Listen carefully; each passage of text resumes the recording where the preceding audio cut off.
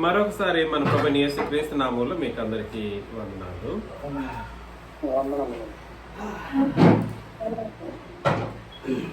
కాబట్టి దైవ స్వరూపం లేదా దేవుని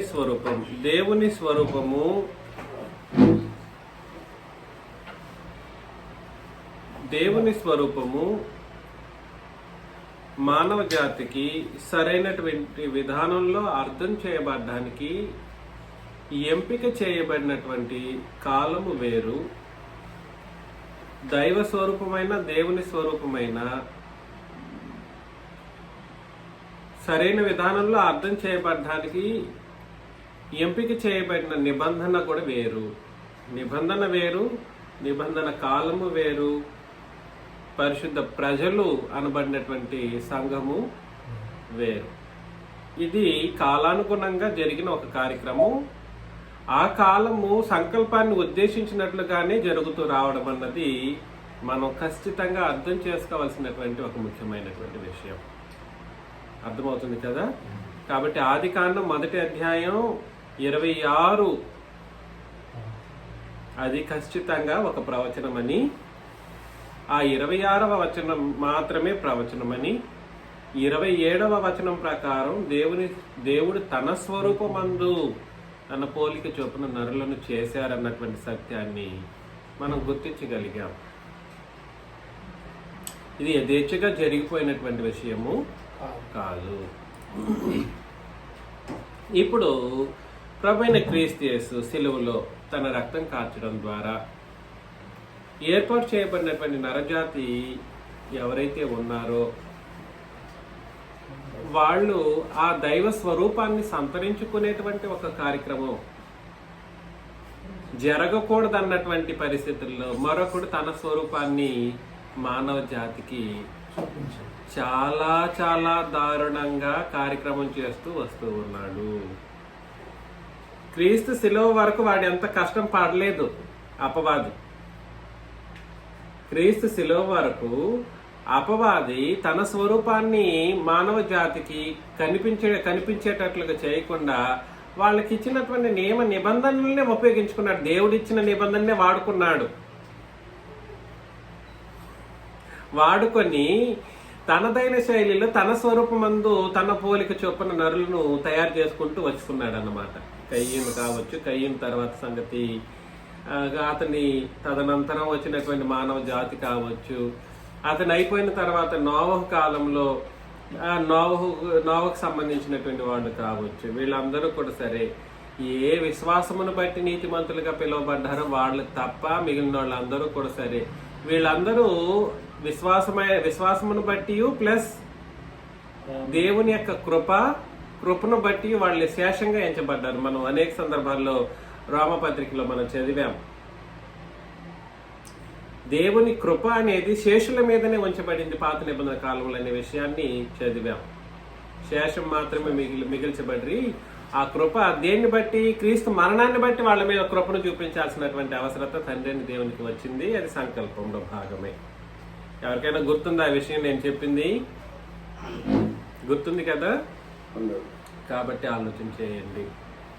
అందుకని దయచేసి మనం ఒక్కసారి ఇక క్రీస్తు భూమి మీదకి వచ్చి ఆయన ఏం చేశారు, ఆయన యొక్క పరిస్థితి ఏమిటో ఒక్కసారి మనం పరిశీలించాల్సిన అవసరం ఉంది. కొరింథీయులకు రాసిన 1వ పత్రిక 15వ అధ్యాయం 39 నుండి మనం చివరి వచనం వరకు చదవాలన్నమాట. కొరింథీయులకు రాసిన 1వ పత్రిక 15వ అధ్యాయం 39 నుండి నేను చదివేస్తూ ఉంటాను. మనుష్య మాంసము వేరు, మృగ మాంసము వేరు, పక్షి మాంసము వేరు, చేప మాంసము వేరు, మరియు ఆకాశ వస్తు రూపములు కలవు, భూ వస్తు రూపములు కలవు.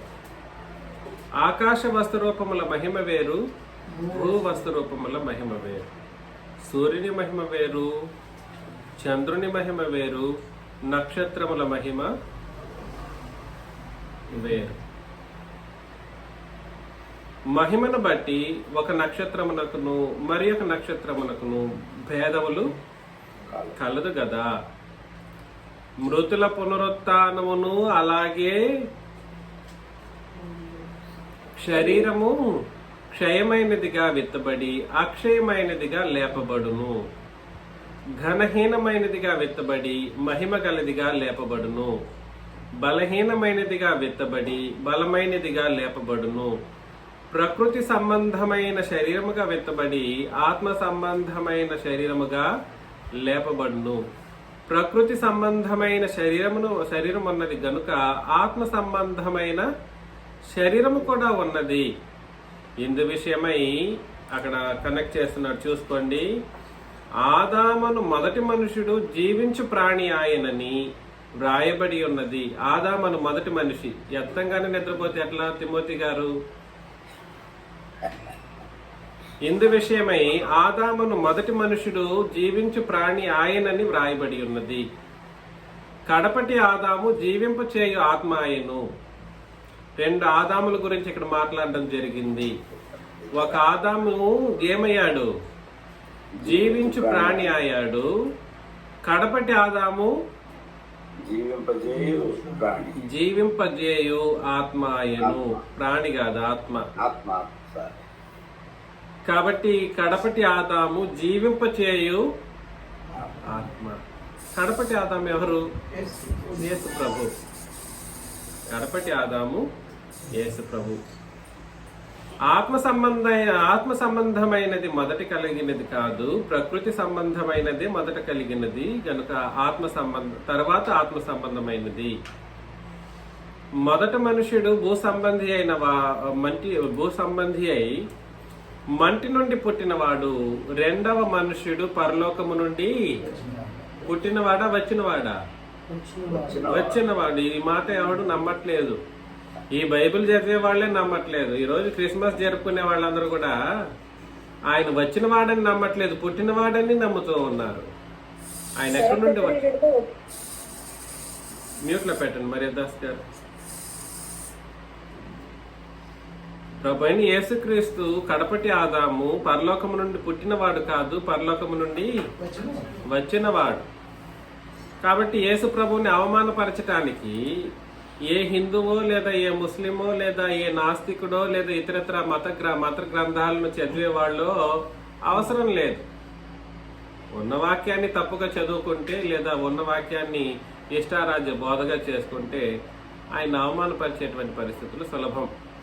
కాబట్టి మంటి నుండి అండర్లైన్ చేసుకుని 48, 49 ఇది మనకు కావాల్సింది. మంటి నుండి పుట్టిన వాడు ఎట్టివాడు? మంటి నుండి పుట్టిన వారును అట్టివారే. పరలోక సంబంధి ఎట్టివాడు? పరలోక సంబంధులను అట్టివారే.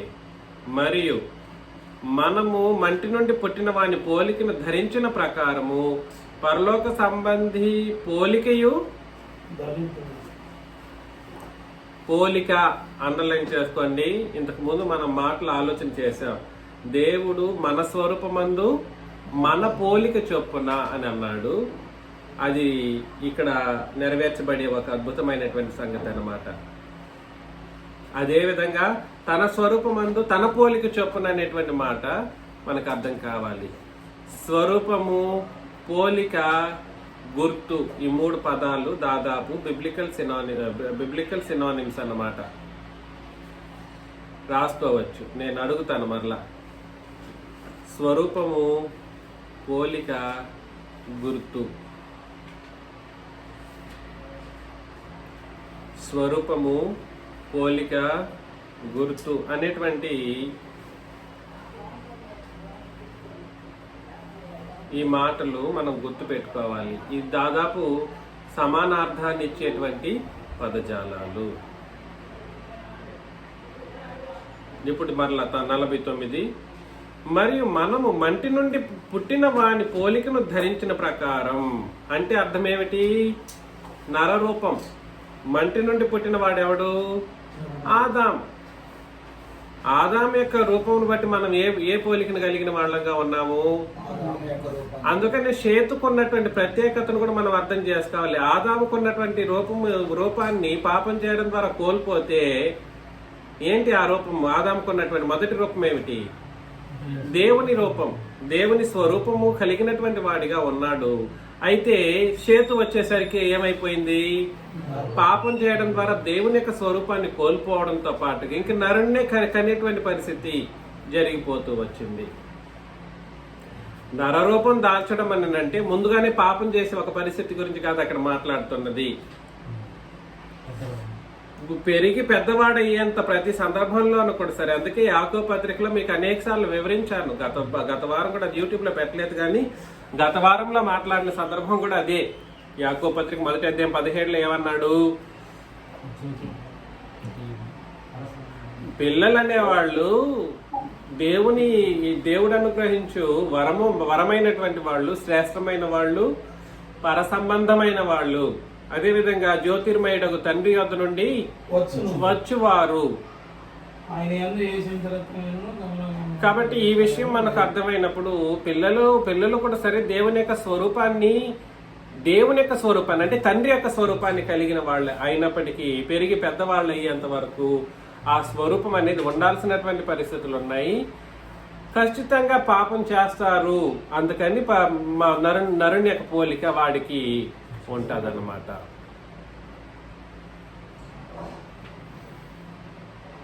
మనము మంటి నుండి పుట్టిన వాని పోలికను ధరించిన ప్రకారం పరలోక సంబంధి పోలికయు ధరింతుము అని చెప్పారన్నమాట. కాబట్టి ఎవరి యొక్క రూపాన్ని ధరించాలి? ఇక్కడ పరలోక సంబంధమైన వాడు, పరలోకము నుండి వచ్చిన వారెవరు? యేసు ప్రభు. ఇక మీదట ధరించాల్సిన రూపం ఎవరిది? మంటి నుండి పుట్టిన వాని యొక్క స్వరూపం మనకు ఆటోమేటిక్ ఉంది. దీనికి ప్రత్యేకించి రూపం ఇంకోటి దాల్చాల్సిన అవసరం లేదు. కానీ ధరించవలసినటువంటి ఫుల్ఫిల్ అవ్వాల్సినటువంటి రూపం మరొకటి ఉంది, పోలిక ఒకటి ఉంది. ఇంకా తండ్రి యొక్క పోలిక అంటే ఇక్కడ కుదరదు. ఎందుకనంటే ఆయన పోలికను కనపరిచే వ్యక్తి ఎవరు? ఇంకా ప్రభువైన యేసుక్రీస్తు. ఈ పోలిక అనేది క్రీస్తు కనపరిచేటువంటి ఒక పరిస్థితుల్లో ఉన్నప్పుడు ఆ పోలికను మనం సరిగా అర్థం చేసుకొని ఆయన యొక్క స్వరూపాన్ని, క్రీస్తు యొక్క స్వరూపాన్ని, పరలోకం నుండి వచ్చిన వాని యొక్క పోలికను మనం ఏం చేయాలి? ధరింతుము. 50 సహోదరులారా, నేను చెప్పున్నది ఏమనగా, రక్తమాంసములు దేవుని రాజ్యమును స్వతంత్రించుకొన నేరవు అక్షయతను స్వతంత్రించుకొనదు. ఇదిగో మీకు ఒక మర్మము తెలుపుచున్నాను, మనమందరము నిద్రించము గాని నిమిషములో ఒక రెప్పపాటున కడబోర మ్రోగగానే మనమందరమును మార్పు పొందుదుము.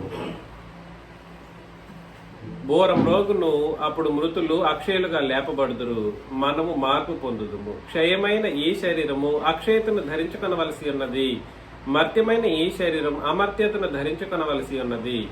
ఈ క్షయమైనది అక్షయతను ధరించుకున్నప్పుడు, ఈ మర్త్యమైనది అమర్త్యతను ధరించుకున్నప్పుడు విజయమందు మరణము మృంగి వేయబడిను అని వ్రాయబడిన ప్రకారం నెరవేరును. ఓ మరణమా నీ విజయం ఎక్కడ? ఓ మరణమా నీ ముల్లెక్కడ? మరణపు ముళ్ళు పాపము, పాపమునకున్న బలము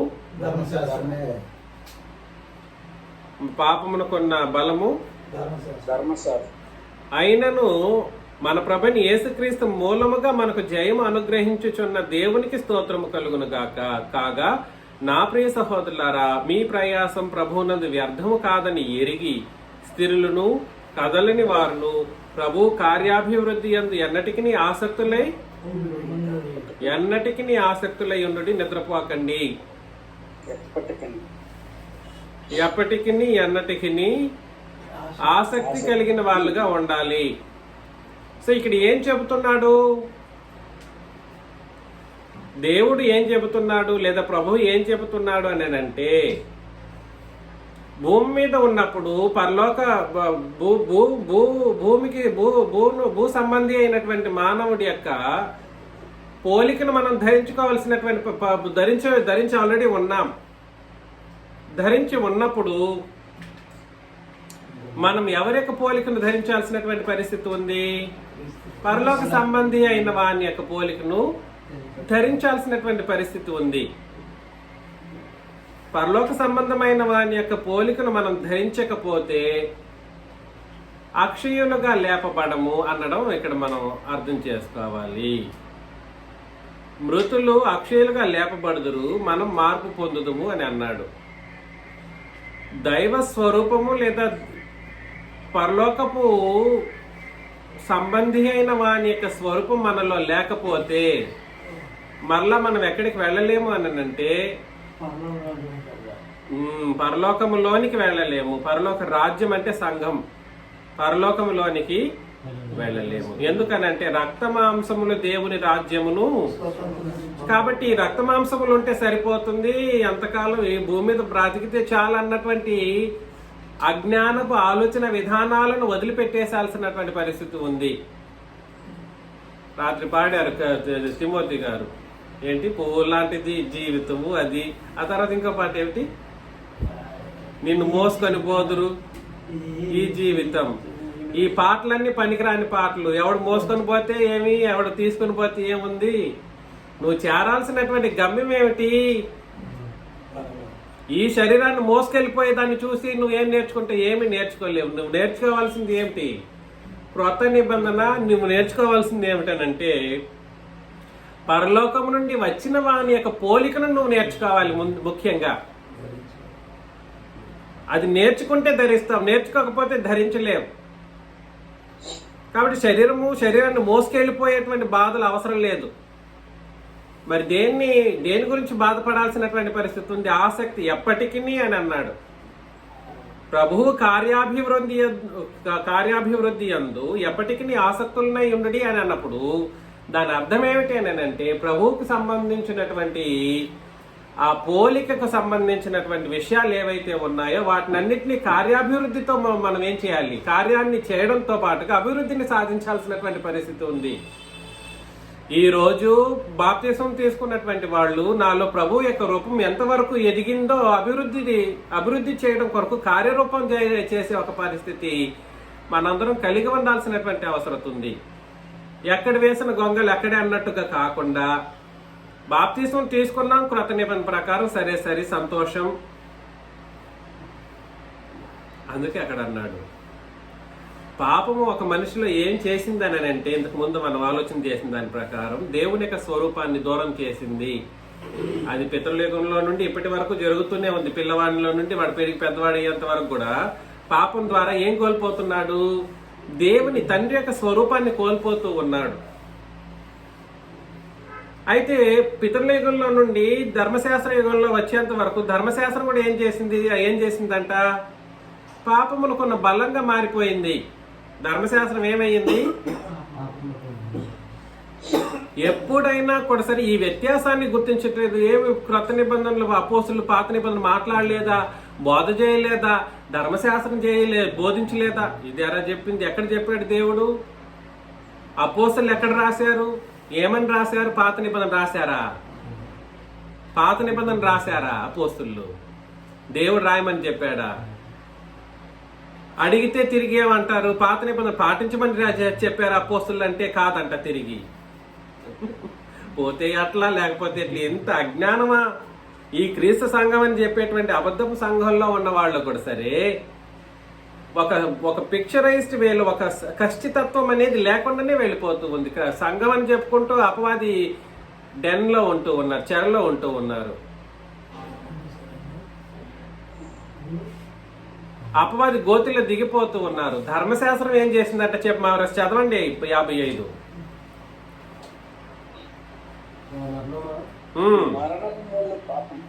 ఓ మరణమా నీ విజయం ఎక్కడా? నీ ముల్లెక్కడా? మరణపు ముళ్ళు పాపం. ధర్మశాస్త్రమే అయినను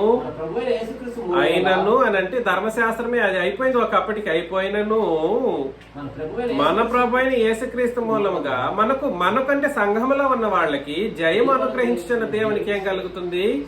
స్తోత్రము కలుగును గాక, ఆమేన్ అని అన్నాడు అన్నమాట. కాబట్టి ఇంకనూ ధర్మశాస్త్రము అనగా పాత నిబంధన పట్టి ఓగలాడేటువంటి వాడు పరలోక సంబంధమైన వాని యొక్క పోలికను ధరించడానికి అవకాశం ఉందా?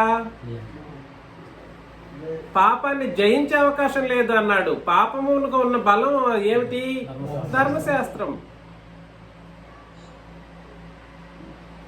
పాపములకు ఉన్న బలం ఏమిటి? ధర్మశాస్త్రం. అదొకటే. ధర్మశాస్త్రం ఏం చేసిందని అంటే మానవుల్ని బలంగా పట్టేసింది, పాపంలో నింపడానికి బలంగా పట్టి పెట్టేసింది. నువ్వు పాపంలోనే ఉండరా అని చెప్పేసి. మరణమునకున్న ముళ్ళు పాపము. వాస్తవమైన విషయం ఏమిటంటే దైవ స్వరూపాన్ని కోల్పోవడం ద్వారా మనిషి మరణించినటువంటి రీతిలో ఎంచబడతాడు. ఏ మరణం ఇది? ఆత్మ సంబంధమైనటువంటి మరణం. దైవ స్వరూపంలో మొట్టమొదటిది జీవము.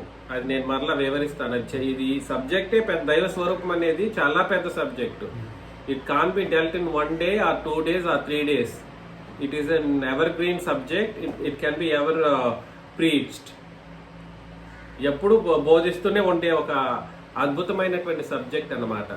కాబట్టి నేను ఇంతవరకు కొంతవరకే చెప్పడానికి ప్రయత్నం చేస్తూ ఉన్నాను.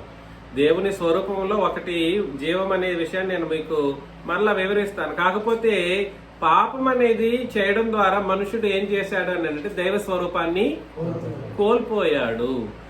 కోల్పోయిన తర్వాత ధర్మశాస్త్రాన్ని ఇచ్చాడు. వాళ్ళు ఎలా బ్రతుకుతారని, తన స్వరూపాన్ని మరలా పొందుకునేటువంటి పరిస్థితుల్లో ఉంటారన్నటువంటి ఉద్దేశంతో ధర్మశాస్త్రాన్ని ఇస్తే, ధర్మశాస్త్రము పవిత్రమైనది, పరిశుద్ధమైనది, ఆత్మ సంబంధమైనది, ఉత్తమమైనది, నీతి కలిగినది అయినప్పటికీ అది శారీరక క్రియలతో కూడినది. కాబట్టి మనుషులకు ఏమైంది? అది పాపానికి బలం చేకూర్చింది. అయితే ప్రభు ఏం చేశారంట? అయినను మన ప్రభు యేసుక్రీస్తు మూలముగా మనకు జయం అనుగ్రహించుచున్న దేవునికి. ఈ దేంట్లో జయం? మనకు పాపాన్ని జయించే విషయంలో నీకున్నటువంటి నిబంధన ఏ నిబంధన? ధర్మశాస్త్రమా లేదా క్రొత్త నిబంధన? ఈ వ్యత్యాసాన్ని అపోస్తలులు చూపించారు తప్ప ధర్మశాస్త్రాన్ని పాటించమని ఏనాడు చెప్పలేదే. వ్యత్యాసాన్ని చూపించారు. నువ్వేం వ్యత్యాసం చూపిస్తావు?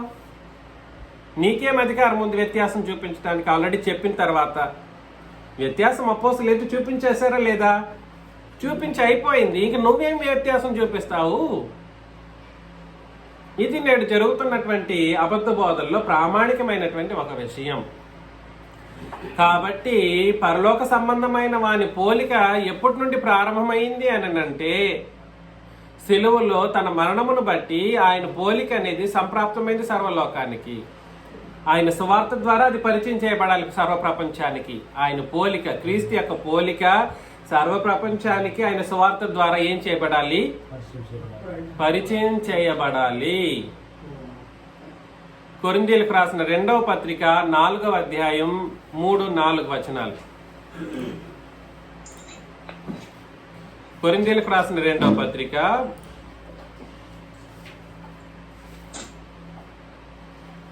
4వ అధ్యాయం 3-4 మొదటి నుండి కూడా చదవచ్చు. కాబట్టి ఈ పరిచర్య పొందినందున కరుణింపబడిన వారమే అధైర్యపడము. అయితే కుయుక్తిగా నడుచుకొనకయు దేవుని వాక్యమును వంచనగా బోధింపకయు సత్యమును ప్రత్యక్షపరచడం వలన ప్రతి మనుషుని మనస్సాక్షి ఎదుట మమ్మల్ని మేమే దేవుని సముఖమందు మెప్పించుకొనుచు అవమానకరమైన రహస్య కార్యములను విసర్జించి ఉన్నాము. నా సువార్త మరుగు చేయబడిన ఎడల నశించున్న వారి విషయంలోనే మరుగు చేయబడి ఉన్నది. దేవుని స్వరూపై ఉన్న, అండర్లైన్ చేసుకోండి, దేవుని స్వరూపి అయి ఉన్న క్రీస్తు మహిమను కనపరచు సువార్త ప్రకాశము వారికి ప్రకాశింపకుండా నిమిత్తము ఈ యుగ సంబంధమైన దేవత అవిశ్వాసులైన వారి మనోనేత్రములకు గ్రుడ్డితనము కలుగజేసెను. కాబట్టి దేవుని స్వరూపం అయి ఉన్న క్రీస్తు మహిమను కనపరిచేది ఏమిటి? ఈ రోజు ఇప్పుడు ఇంతకు ముందు కూడా 1 గంట 2 గంటలకు ముందు ఒకడు క్రీస్తు నరుడని, 2 గంటలకు ముందు క్రీస్తు నరుడని, క్రీస్తు అక్షయుడు కాదని, ఆయన ఏదో నరుడు నీలాంటి నాలాంటి వ్యక్తి అని. ఎందుకు ఇట్లా మనుషులు అట్లాంటి బ్రతుకు ఎందుకు బ్రతుకుతారో నాకు అర్థం కాదు. ఎందుకు అట్లాంటి బ్రతుకు? అలాంటి బ్రతుకు ఎందుకు నాకు అర్థం కాదు. ఈ భూమి మీద అలాంటి వాళ్ళు లేకుండా పోవడం నాకు ఇష్టమే. అది నేను అలా అంటున్నందుకు నన్ను క్షమించాలి. కాకపోతే అసలు ప్రభు అయిన క్రీస్తు యేసును అంతగా మాట్లాడుతున్నారండి. వాక్యం ఏం చెప్పిందనంటే, దేవుని స్వరూపి అయి ఉన్న క్రీస్తు మహిమను కనపరచు సువార్త. కాబట్టి సువార్తలో ఏం జరుగుతుందనంటే, నాయన నువ్వు దేవుని యొక్క స్వరూపాన్ని కోల్పోయావు. ఎవరి యొక్క స్వరూపాన్ని? దేవుని స్వరూపాన్ని కోల్పోయావు. పాపం ద్వారా కోల్పోయావు. దాన్ని నువ్వు మరలా పొందుకునేటటువంటి పరిస్థితి నీకుంది. దాని కొరకు క్రీస్తు మీ పాపముల నిమిత్తము మరణించారు, సమాధి చేయబడ్డారు, 3వ రోజు తిరిగి లేపబడ్డారు లేదా లేచారు అనేటువంటి ఒక బోధ ఉందే, ఉపదేశం. దాన్నే సువార్త అంటారు. ఈ సువార్త బోధిస్తూ ఉన్నప్పుడు క్రీస్తు యొక్క స్వరూపం ఏమిటో పరిచయం చేయబడవలసినటువంటి పరిస్థితి ఉంది. అర్థమవుతుంది నేను చెప్పేది? క్రీస్తు స్వరూపం ఏ స్వరూపము? దేవుని స్వరూపమే. దేవుని స్వరూపం అని అంటే తండ్రి యొక్క స్వరూపం అనే ఉద్దేశంతోనే ఇక్కడ కనబడినప్పటికీ, దేవుని స్వరూపం అనేది దైవ స్వరూపాన్ని ఆయన స్వరూపం ఆయన స్వరూపము తండ్రి యొక్క స్వరూపం దాదాపు సమానమైనది అన్న ఉద్దేశంతో ఇక్కడ రాయబడడం జరుగుతూ ఉంది. ఇద్దరు ఒకటి కాదు. అర్థమవుతుందా? ఇద్దరు ఒకటి కాదు. సమానత్వ భావన, అదే విధంగా వేరు చేయలేనంత సమానత్వం. అది ఈ మాట రాసుకోవాలి. ఎట్లాంటి సమానత్వం అది? తండ్రికి క్రీస్తుకి వేరు చేయలేనంత సమాన స్థితిని సూచించడమే దేవుని స్వరూపి అయి ఉన్న క్రీస్తు మహిమ. ఏమైనా అర్థమైందా? ఏం చెప్పండి ఆ స్టేట్మెంట్. తండ్రిని కుమారుని వేరు చేయలేనంత సమాన స్థితి. వేరు చేయలేనంత సమాన స్థితి. ఈ మాట నేను ఎప్పుడైనా అడిగితే కూడా కళ్ళలో నిద్రలేసి అడిగినా చెప్పేసేయాలి నాకు. ఎట్లాంటి సమానత్వం క్రీస్తుకి తండ్రికి? కానీ అట్లాగా వాక్యం చెబితే మనుషులు ఏం చేశారంటే, యేసుక్రీస్తు తండ్రితో ఏ విషయంలో సమానుడు కాదు అని కొన్ని లిస్ట్ అవుట్లు చేసుకుంటూ వచ్చారు.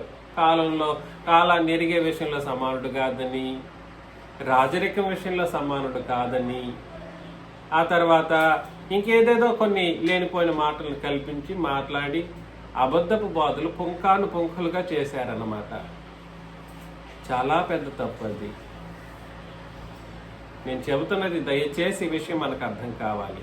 కాబట్టి ఈరోజు దేవుని స్వరూపాన్ని పరిచయం చేయబడడానికి వాడవలసిన సాధనము క్రీస్తు యొక్క ఏమిటి? సువార్త. మాట రావాలి, కరెక్ట్గా రావాలి.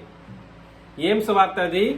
తిరిగి సువార్త అన్నందుకు మత్తయిలో సువార్త, మార్కు సువార్త, లూకా సువార్త, యోహాను సువార్తలని ఉపయోగించడానికి లేదు. అందులో సువార్త అనే పదం వాడబడింది కదండి. మరే దాస్ గారు అర్థమవుతుంది కదా. సువార్త అన్నందుకు ఎక్కడికి వెళ్ళిపోతారు?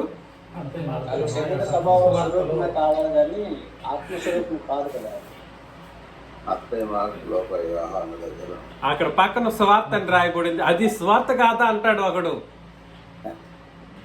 అది సువార్తని రాయబడింది కదా అంటాడు. పదాలా కావాల్సింది. నేను అందుకే బుధవారం కూడా చెప్పిన విషయంలో అసలు క్రీస్తు సువార్త అనేటువంటి మాట దేనికి సంబంధించింది అక్కడే చెప్పేశాడు. మార్కు సువార్త మొదటి వచనంలో యేసుక్రీస్తు దేవుని కుమారుడైన క్రీస్తు సువార్త అనేటువంటి మాట ఏదైతే ఉందో అది మనం ఆలోచన చేశాం. సువార్త అని అంటే క్రీస్తుకు సంబంధించినటువంటి 2 రకాల సువార్తలు ఉన్నాయి. ఆయన శరీరధారిగా బ్రతికినప్పుడు పాత నిబంధన సువార్త చెల్లుబాటులో ఉంది కాబట్టి ఆ పాత నిబంధన సువార్త మాత్రమే ప్రకటించబడడం జరిగింది. దాంట్లో ఏం జరిగింది? ఇంతకీ ఆయన యొక్క సువార్తను చెప్పిన వ్యక్తి ఎవరు? ముందుగా చెప్పిన వ్యక్తి బాప్తిసం ఇచ్చు యోహాను. అందులో కూడా ఇంకొక అతను చెప్పాడు, మత్తయి యేసుక్రీస్తు గురించి బోధించాడంట. మత్తీలో. ఏమన్నా తెలివి ఉందా ప్రసాద్ గారు? నేను అబద్ధం చెప్తున్నాను ఆ మాట? మీరు అబద్ధం చెప్తారే, సత్యమే చెప్తారు. యేసుక్రీస్తు అంట, యేసుక్రీస్తు కాదు మత్తయి అంట, మత్తయి సువార్తలో యేసుక్రీస్తు గురించి సువార్తలు బోధించాడంట. ఎక్కడ బోధించాడు? అడిగినందుకు అరిచేసి గాంగు అని గట్టిగా అరిచేసి నన్ను మాట్లాడనివ్వకుండా పారిపోయారు. ఇదేనా జరిగి ఎక్కడికి వెళ్ళినా ఇదే జరుగుతుంది. సువార్త పుస్తకాలలో అపోస్తులు బోధించారు. సువార్త పుస్తకాల్లో అపోస్తులు బోధించుకుంటూ తిరిగారన్నారు. సువార్త పుస్తకాల్లో అపోస్తులు బోధించింది ఎక్కడ ఉంది? అక్కడ యేసుక్రీస్తు చేసిన బోధ, అదేవిధంగా రెండవ చివరి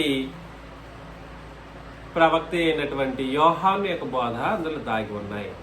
ఈ పుస్తకాలు ఎందుకు మొక్కలు చేస్తుంది అడిగారు. అంత అజ్ఞానులు ఉన్నారు. కాబట్టి మొక్కలు నేను చేసింది కాదు, దేవుడు అక్కడ ఇంప్లై చేయమని చెప్పాడు. అది తెలియనట్టుగానే ఉండనిద్దాం. కాకపోతే ఇక్కడ మనం రెండు ముఖ్యమైనటువంటి సంగతులు 4వ వచనంలో అర్థం చేసుకోవాలి. 4:4లో దేవుని స్వరూపి అయి ఉన్న క్రీస్తు మహిమను కనపరిచి సువార్త ప్రకాశం వారికి ప్రకాశింపకుండా నిమిత్తము ఈ యుగ సంబంధమైన దేవత అవిశ్వాసులైన వారి మనోనేత్రములకు మనమేమో సువార్తను ఎంత ప్రత్యక్షపరచబడ్డానికి దేవుని యొక్క స్వరూపాన్ని, క్రీస్తు యొక్క స్వరూపాన్ని సమానమైనది అన్నటువంటి ఉద్దేశంతో మనుషులకు బోధిస్తూ ఉండగా అంతకంటే దారుణంగా అపవాది ఏం చేస్తున్నాడు?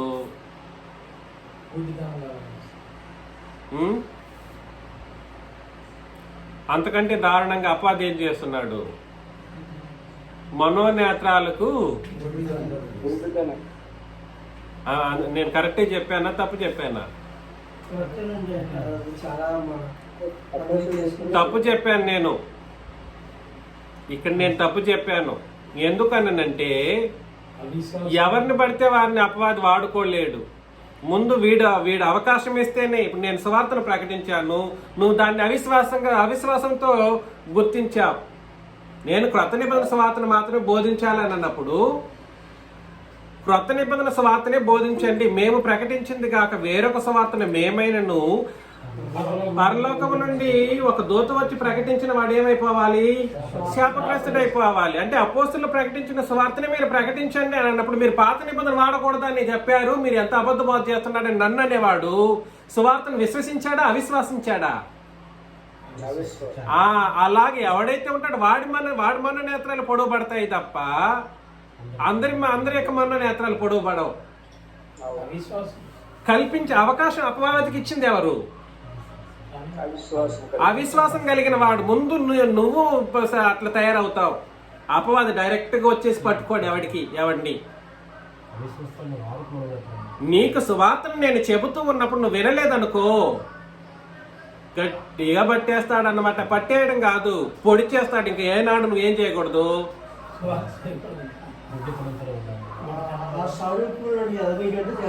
కంటిని పొడి చేస్తాడు. ఏ కంటితోనైతే నువ్వు ఆ సువార్తను చూడలేకపోతున్నావో, ఆ సువార్తను చూసి విశ్వసించలేకపోతున్నావు. సువార్తను ప్రకటించినప్పుడు ఏం చేయాలి?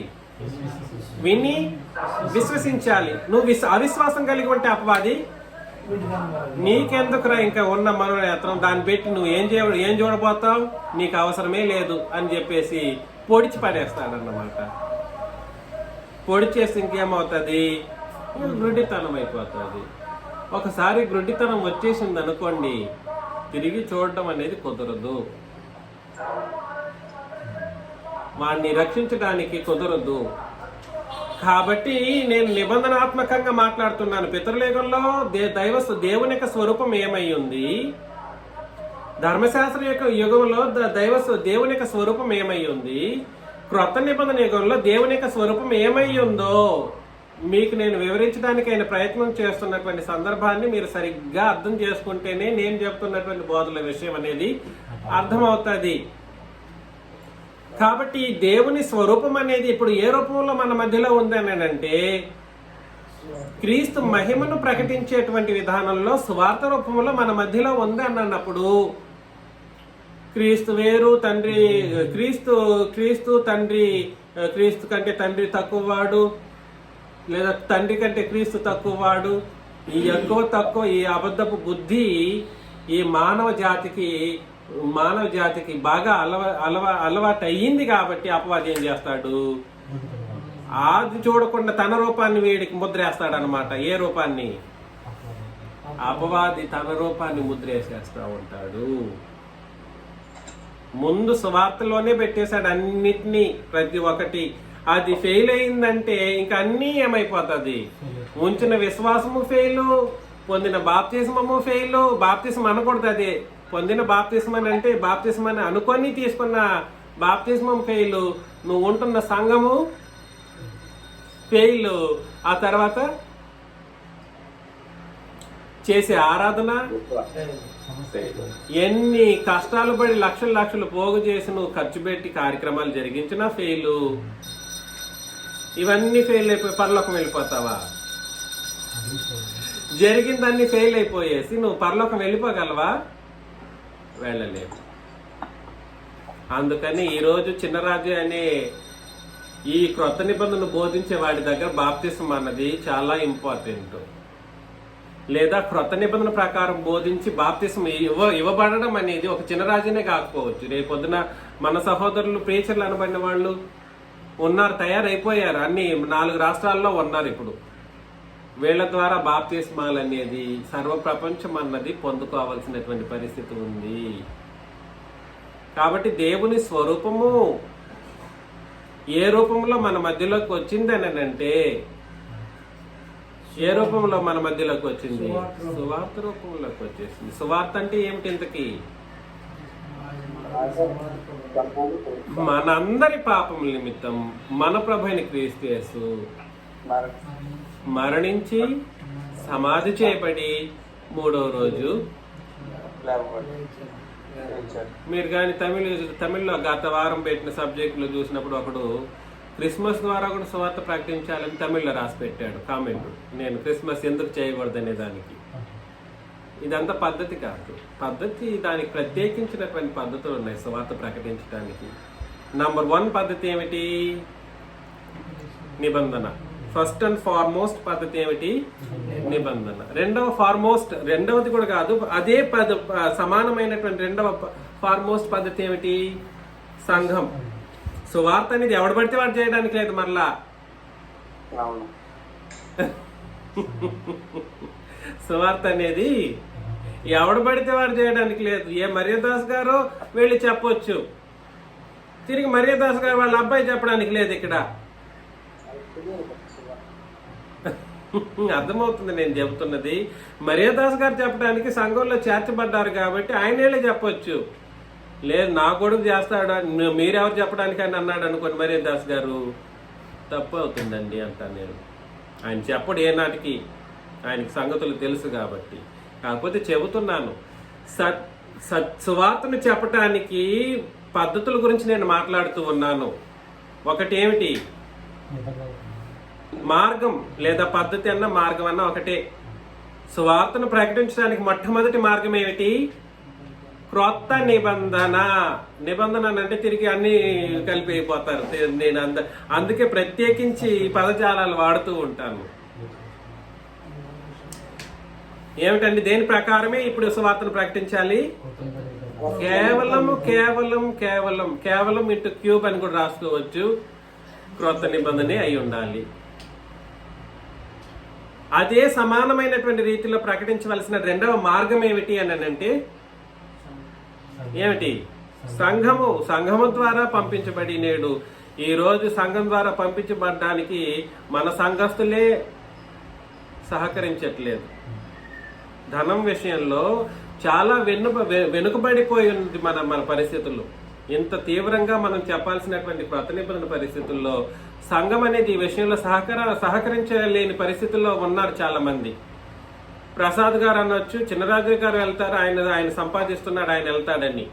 ఆయన సహకారం చేయకపోతే నేను కానీ ఆయన కానీ ఎక్కడి నుండి స్వార్థను ప్రకటిస్తారు? ఆయనకి నేను, నాకు ఆయన, లేదంటే ఆయా ప్రాంతాల్లో మా సంఘం అని ప్రాంతీయతను బట్టి సిద్ధపరచుకోవడం కాదు సంఘం అంటే. ఇప్పుడు this is to be done according to the according to the church, not according to the territorial church. ప్రాంతీయతను బట్టి సంఘాన్ని విభజించడానికి అవకాశం అనేది లేదు. ప్రాంతీయతను బట్టి సంఘం అనేది ఏం చేయబడకూడదు, విభజించబడకూడదు, అలా కన్సిడరేట్ చేయకూడదు. కన్సిడరేట్ అలా చేస్తే ఏమవుతారని అంటే క్రీస్తును విభజించిన వాళ్ళు అవుతారు, భిన్నాభిప్రాయాలను రుద్దిన వాళ్ళు అవుతారు. అది నిత్య పాపం, అది బుద్ధిపూర్వకముగా చేసే పాపము. కాబట్టి సువార్తను ప్రకటించడానికి రెండు ముఖ్యమైనటువంటి పద్ధతులు ఆలోచన చేశాం. రెండు ముఖ్యమైన పద్ధతులతో పాటు దాన్ని ప్రకటించడానికి సహకారం అనేది తండ్రి దగ్గర నుండి నిబంధనను బట్టి, క్రీస్తు దగ్గర నుండి పరిశుద్ధాత్మను బట్టి, తండ్రి కుమార పరిశుద్ధాత్ముడు ముగ్గురు నిబంధనను బట్టి నాకు సహకారం లేదా మనకు బోధించే వాళ్ళకి సహకారం అందిస్తే సంఘము బట్టి సహకారం అనేది అన్ని విధాలుగా రావాల్సినటువంటి పరిస్థితులు ఉన్నాయి. నేను పెరుక్కోవాలంటే పెరుక్కోగలను ఆ సహకారాన్ని.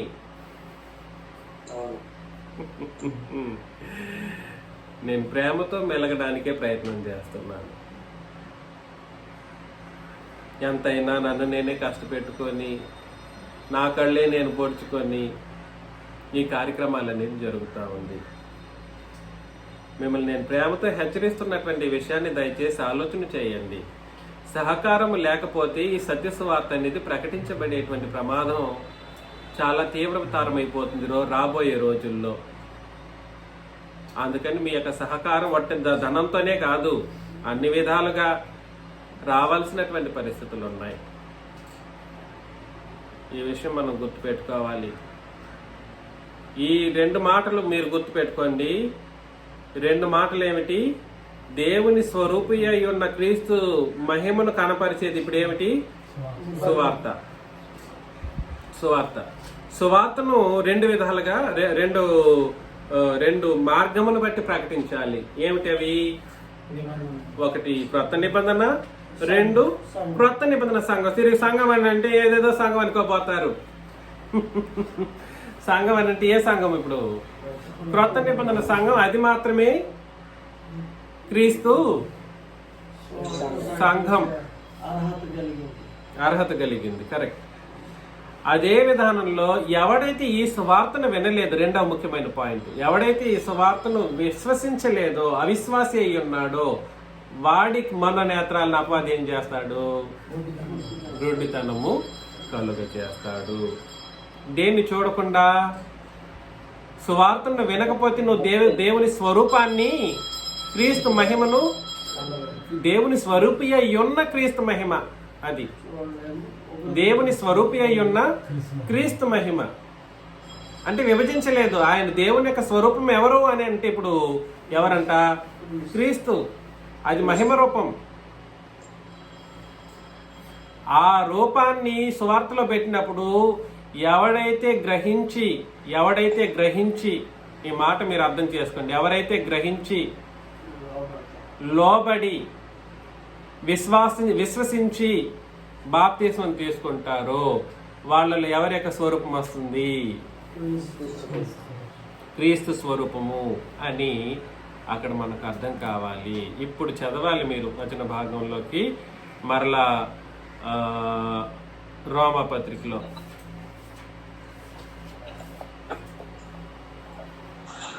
కాదు,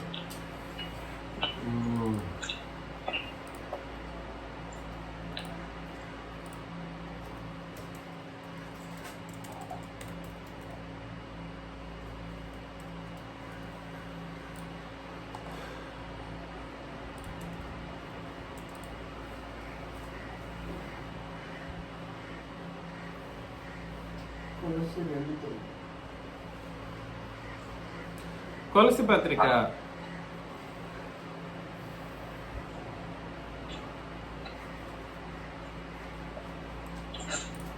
కొలసి పత్రిక 3వ అధ్యాయం మొదటి వచనం నుండి నేను చదువుతాను, చూడండి. మీరు క్రీస్తుతో కూడా లేపబడిన వారైతే పైనున్న వాటినే వెదుకుడి. అక్కడ క్రీస్తు దేవుని కుడి పార్శ్వమున కూర్చుండి ఉన్నాడు. ఇది దేనికి సమానత్వము? అన్ని విధానాల్లో కుడి పార్శ్వం అనేది అన్ని విధానాల్లో సమానత్వాన్ని సూచిస్తుంది. రాసుకోవచ్చు పక్కనే మీరు. కుడి పార్శ్వం అంటే కుడి ఎడమలు అక్కడ ఉండవు. పరలోకంలో శరీరము ఇవి ఎట్లాంటివి ఏమి ఉండవు.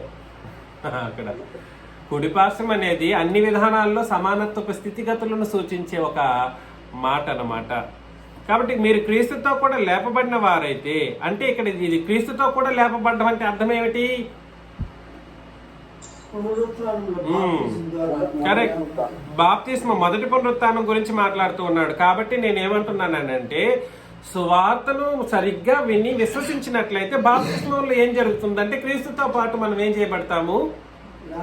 లేపబడతాం. ఈ లేపబడితే మనం వెదకవలసింది ఏమిటి? పైనున్న వాటి మీదనే వెదుకుడి, అక్కడ క్రీస్తు దేవుని కుడి పార్శ్వమున కూర్చుండి ఉన్నాడు. పైనున్న వాటి మీదనే గాని భూ సంబంధమైన వాటి మీద మనసు పెట్టకొనుకుడి. ఏలయనగా మీరు మృతి పొందితిరి, మీ జీవము క్రీస్తుతో కూడా దేవుని యందు. ఈ జీవం ఎప్పుడిచ్చిన జీవము? బాప్తిస్మం మనకు ముందు మన పిల్లలుగా పుట్టాం చూడండి. పిల్లలుగా పుట్టినప్పుడు మనకు దేవుడు ఏమిస్తాడు? జీవమును, ఊపిరిని ఇస్తాడు. అపోస్తల కార్యములు 17వ అధ్యాయం 24-25 వచనాలు చదివినప్పుడు ప్రతి పిల్లవాడిని ఏమేమి ఇస్తాడు? జీవాన్ని, ఊపిరిని. ఆదాములో కూడా ఏమి ఇచ్చాడు?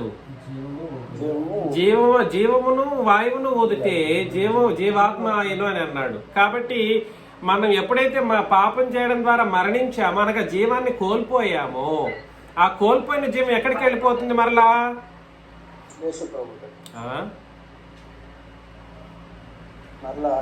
ఏలయనగా మీరు మృతి పొందితిరి, మీ జీవము క్రీస్తుతో కూడా దేవుని యందు దాచబడి ఉన్నది. ఇప్పుడు మనకు జీవమై ఉన్న క్రీస్తు ప్రత్యక్షమైనప్పుడు మీరును ఆయనతో కూడా మహిమ యందు ప్రత్యక్షపరచబడుదురు. ఇప్పుడు జీవం ఎవరిది? క్రీస్తుది. తండ్రి మనకిచ్చినటువంటి జీవం మన పాపంలో కోల్పోతామండి. బాప్తిస్మంలో ఏం చేయబడతామనంటే నూతన జీవం, క్రీస్తు యొక్క జీవం అనేది నూతన జీవంగా మనలో పోయబడుతుంది. రోమపత్రిక 6వ అధ్యాయం 3-4 వచనాలు అదే చెబుతుంది. నూతన జీవం పొందిన వారమై. నూతన జీవం అనేది ఎవరి దగ్గర నుండి వస్తుంది? క్రీస్తు నుండి వస్తుంది. ఈ జీవాన్ని పొందుకొని మనం ఏం చేయబడతామనంటే మరణం నుండి తిరిగి లేచినటువంటి ఒక పరిస్థితి బాప్తిస్మంలో జరుగుతుంది. దీనిని ఏమన్నాడనంటే 9-10 ఒకడినితో ఒకడు అబద్ధం ఆడుకుడి అనగా ప్రాచీన స్వభావమును దాని క్రియలతో కూడా మీరు పరిచయించి జ్ఞానము కలుగు నిమిత్తము దానిని సృష్టించిన వాని పోలికి చొప్పున నూతన పరచబడుచున్న నవీన స్వభావమును ధరించుకొని ఉన్నారు అని అన్నాడు అన్నమాట. ఈ నవీన స్వభావము = క్రీస్తు స్వరూపము. మరలా చెప్తున్నాను, దానిని సృష్టించిన వాని పోలికి చొప్పున. ఇప్పుడు సృష్టి ఎవరు చేస్తున్నారు? క్రీస్తు. ఎక్కడికి వెళ్ళిపోవాలి ఇప్పుడు ఈ మాట? ఎక్కడికి వెళ్ళాలి? ఆదికాండం 1వ అధ్యాయము 26కి వెళ్ళాలి. మన స్వరూపమందు అనేటువంటి మాట ఎక్కడ నెరవేర్చబడుతుంది అని అంటే అక్కడ ఒక తండ్రి యొక్క స్వరూపం గురించి మాట్లాడట్లేదు. మన స్వరూపం అన్నప్పుడు క్రీస్తు యొక్క స్వరూపం కూడా సరే, నరులను చేయడం అనేది ముందు అది సంకల్పం. అది అందుకే మన స్వరూపం అనే మాట వాడబడడం జరిగింది. అర్థమవుతుందా? సృష్టి కొంతమంది చెప్పారు, మా పెద్దనాన్నగారు లాంటి వాళ్ళు కొంతమంది ఏం చేశారంటే సృష్టి మొదట్లోనే ఆగిపోయింది అన్నట్టుగా చెప్పారు. మొదట్లో ఆగిపోయింది అనేది భౌతిక సృష్టి అయి ఉండొచ్చేమో. దానికి లేనిపోని స్టేట్మెంట్స్ చెప్తా ఉంటారు. దానికి ఆధారాలు, ప్రమాణాలు ఏమి ఉండవు. ఏదో లూజ్ టాక్స్ అంటారు చూడండి, అట్లాంటి లూజ్ టాక్స్. ఇక్కడ దైవ వాక్యం ఏం చెబుతుందని అంటే ప్రాచీన స్వభావం ఎవరిది? స్వరూపము లేదా స్వభావం ఎవరిది? అపవాదిది. అది పాపము. పాపం ద్వారా కలిగే స్వభావం లేదా స్వరూపం. అయితే మీరు పరిత్యజించి, దేన్ని పరిత్యజించి? ఆ స్వభావాన్ని క్రియలతో కూడా పరిత్యజించి జ్ఞానము కలుగు నిమిత్తము దానిని సృష్టించిన వాని పోలిక చొప్పున నూతన పరచబడుచున్న నవీన స్వభావమును ధరించుకొని ఉన్నారు. ఇట్టి వారిలో గ్రీసు దేశస్థుడని యూదుడని భేదము లేదు, సున్నతి పొందుటయని పొందకపోవటయని భేదం లేదు, పరదేశి అని సిధియుడని దాసుడని స్వతంత్రుడని భేదం లేదు. గాని క్రీస్తే సర్వమును అందరిలో ఉన్నవాడునై ఉన్నాడు. ఇప్పుడు ఎవరు? క్రీస్తు సర్వమును అందరిలో ఉన్నవాడు. కాబట్టి క్రీస్తుని సరైన విధానంలో అర్థం చేసుకోలేనటువంటి మానవుడు, ఆయన స్వరూపం ఏమై ఉందో తెలుసుకోలేనటువంటి వాడు ఆయన స్వరూపాన్ని దాల్చగలడా? పొందుకోగలడా? నూతన పరచబడగలడా? పరచలేడు. అందుకని క్రీస్తుతో కూడా లేపబడ్డం అనేటువంటి ఒక కార్యక్రమం, ఆయన జీవం మనలో పోయబడడం ద్వారా ఏం జరుగుతుందనంటే, ఏం జరుగుతుంది? ఆయన చేత మనం ఏం చేయబడుతున్నాం? ఇప్పుడు సృష్టించబడుతూ ఉన్నాం. నూతనముగా ఏం చేయబడుతున్నాం? సృష్టించబడుతూ ఉన్నాం. ఈ బాప్తిస్మంలో ముగ్గురు కలిసి పనిచేసే కార్యక్రమం జరుగుతూ ఉంటది. బాప్తిస్మంలో ఎవరు చేస్తారు? ముగ్గురు పని చేస్తారు. దీనినే ఏమంటారంటే, మన పోలిక చొప్పున మన స్వరూపమును చొప్పున మన నరులను చేయుదము అనే విధానం అనేది రాయబడింది. అదే దీని యొక్క సంగతిని బట్టి అక్కడ చెప్పడం జరిగింది. తీతుకు రాసిన పత్రిక ఒకసారి చెప్పొచ్చు, ఎవరైనా తెలిస్తే వచనం 3వ అధ్యాయం 5. తీతుకు రాసిన పత్రిక, మనం నీతిని అనుసరించి చేసిన క్రియల మూలముగా కాక తన కనికరము చొప్పుననే పునర్జన్మ సంబంధమైన స్నానము ద్వారాను పరిశుద్ధాత్మ మనకు నూతన స్వభావము కలుగజేయట ద్వారాను మనలను. కాబట్టి నూతన స్వభావము లేదా స్వరూపము లేదా రూపము లేదా గుర్తు లేదా పోలిక, అందుకే నేను మొదట్లో చెప్పింది పరిశుద్ధాత్మ కార్యక్రమం చేయాలి. ఇక్కడ తండ్రి చేయాలి, ప్రభువైన యేసుక్రీస్తు చేయాలి. దీన్నే మన పోలిక చొప్పున మన రూపం ప్రకారం నరులను చేయుదము. ఇది ఎప్పుడు సాధ్యం అవుతుంది? ఏ నిబంధన బట్టి సాధ్యం అవుతుంది?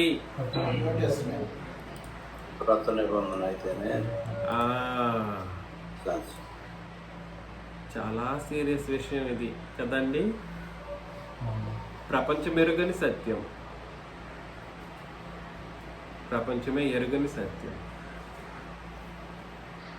మీ ముందు ఉంచుతున్నాను. మీరేం చేస్తారో నాకు తెలియదు. పందుల్లాగా దాన్ని వదిలేసుకుంటారో లేదనంటే దాన్ని సీరియస్గా తీసుకొని అంతే విధానంలో సత్యాన్ని చెప్పడానికి మీరు కూడా సిద్ధపడతారో ఆలోచన చేసుకోవచ్చు. అందుకని కొరింథీయులకు రాసిన 2వ పత్రికలో కూడా సరే 5వ అధ్యాయం 17లో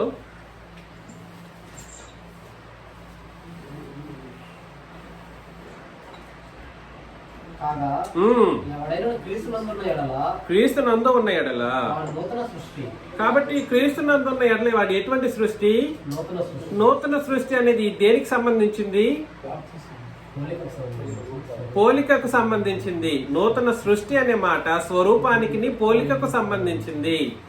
ఈ నూతన సృష్టి లేదా స్వరూపము లేదా పోలిక అనేటువంటి మాటలు ఒక తండ్రికి సంబంధించింది మాత్రం కాదు, ఒక క్రీస్తుకే సంబంధించింది మాత్రం కాదు, అది పరిశుద్ధాత్మకును సంబంధించింది. ఆయన మనకు ఏమిస్తాడంట? నూతన స్వభావాన్ని ఇస్తాడు. ఒక చోటే కాదు, చాలా వచనాలు చెప్పేశాయి. ఎంతమందికి అర్థమవుతుంది నేను చెప్పే ఈ విషయం? చాలా తీవ్రమైనటువంటి సంగతి ఇది. నేను చెబుతున్నది అర్థమవుతుంది కదండి. అయితే ఎవరైతే 66 పుస్తకాలను బట్టి నూతన స్వభావం నాకు వచ్చేస్తుంది అని అంటాడు చూడండి, ఇది దేని వల్ల కలిగింది? నూతన స్వభావం అనేది దేని వల్ల మాత్రమే కలుగుతుంది అని అంటే, 1 సువార్త ద్వారా, క్రొత్త నిబంధన సువార్త ద్వారాను, 2 ఆ క్రొత్త నిబంధన సువార్తను వినడం ద్వారా, విశ్వసించడం ద్వారాను, 3 తండ్రి యొక్క కుమారుని యొక్క పరిశుద్ధాత్మ యొక్క నామములోనికి అని ఆ మాట ఎందుకు వాడాలంటే, వీరు ముగ్గురు కలిసి సృష్టి చేస్తున్నారు మనిషిని. ముగ్గురు కలిసి, అందుకే తండ్రి కుమార పరిశుద్ధాత్మ నామం అనేది ఉపయోగించడం ద్వారా బాప్తిసం అనేది ఇవ్వడం జరుగుతూ ఉంది. ఎందుకంటే ముగ్గురు పనిచేసే ఒక కార్యక్రమం, అది సృష్టించేటువంటి ఒక కార్యక్రమం. ఇది నూతన సృష్టికి సంబంధించింది. ఇలాంటి ఒక నూతన సృష్టి చాలా అపురూపమైనది, చాలా గొప్పది. వీళ్ళు భూలోక సంబంధమైన వాళ్ళు కాదు, పరలోక సంబంధమైనటువంటి వాళ్ళు. వీళ్ళు సాదాసీదా వ్యక్తులు కాదు. అయితే ఇది క్రొత్త నిబంధనకు పరిమితమై ఉన్నటువంటి ఒక కాన్సెప్ట్ అనే విషయాన్ని గుర్తించలేని వాడు ఏం చేస్తాడంటే 66 పుస్తకాలను కలగలిపి జరిగించేటువంటి వాడు ఎవడైనా కూడా సరే సిలువను అవమానపరిచేటువంటి వాడిగా ఎంచబడతాడు. వాడు నూతనపరచబడడం కాదు కదా, వాడిని నూతనపరచడం అసాధ్యమని దేవుడే చెప్పేశాడు. ఎందుకనంటే సువార్తను వినకపోతే అపవాది ఏం చేస్తాడు? గ్రుడ్డితనాన్ని కలుగు చేసేస్తాడు. ఇంకా కుదురుతుందా? అందుకని హెబ్రీ పత్రిక 6:6లో 5-6 వచనాలు చదవండి. హెబ్రీ పత్రిక 6వ అధ్యాయం 5-6 వచనాలు.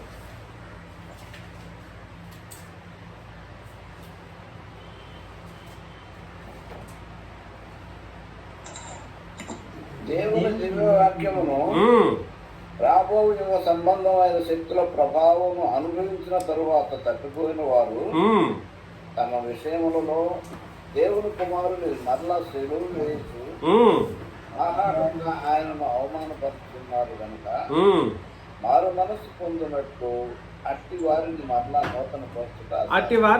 నూతన పరచుట అసాధ్యం. ముందు అపవాదిని డైరెక్ట్ గా మనం నింద చేయకూడదు. పాపం అపవాది తన పని తను చేస్తా ఉంటాడు. అపవాది చేస్తాడు. ఎప్పుడు అపవాది పిక్చర్ లోకి వస్తాడు? నువ్వు సువార్తను వినకపోతే అపవాది పట్టుకుంటాడు తప్ప, అంతవరకు అపవాది కూడా నీ నాశనానికి నువ్వే మార్గం అని వదిలేస్తాడు అపవాది. అపవాదిని డైరెక్ట్ గా నింద వేయకూడదు. అపవాది ఎప్పుడు పట్టుకుంటాడు?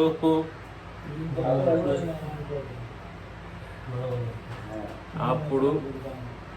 అందుకని నేను ఈరోజు క్రొత్త నిబంధన సువార్త విషయాన్ని, క్రొత్త నిబంధన సంబంధమైనటువంటి సంగతులను బోధిస్తూ ఉంటూ ఉన్నప్పుడు, లేదు 66 పుస్తకాలను కలపాలనేటువంటి వాడు క్రీస్తు సిలువను ఏం చేస్తాడు? ధర్మశాస్త్రం ఇంకనూ ఉపయోగించాలి, బోధించాలి, పాటించకూడదు, బోధించాలి. ఏందది? ఏంటంట? పాటించకూడదు, బోధించాలి అని తిక్కల బోధ చేసేవాడు ఎవడైనా ఉన్నాడు అనుకోండి. తిక్కగా బోధించే బోధలు చేసేవాడంతా ఎట్లా ఏం చేయబడతాడు? అపవాది ఏం చేస్తాడు?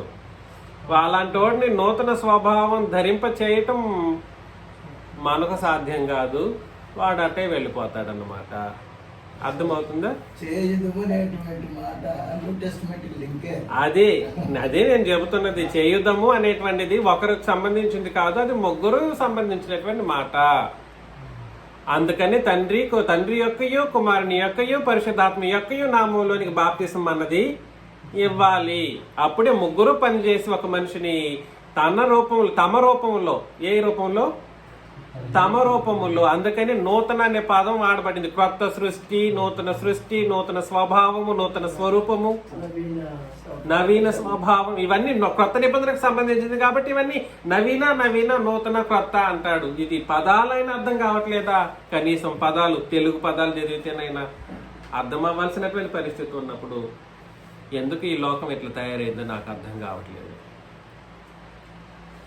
మిగిలిన సంగతులను మనం మధ్యాహ్నం ఆలోచించేస్తాం. మీకు అందరికి క్రీస్తు నామంలో వందనాలు.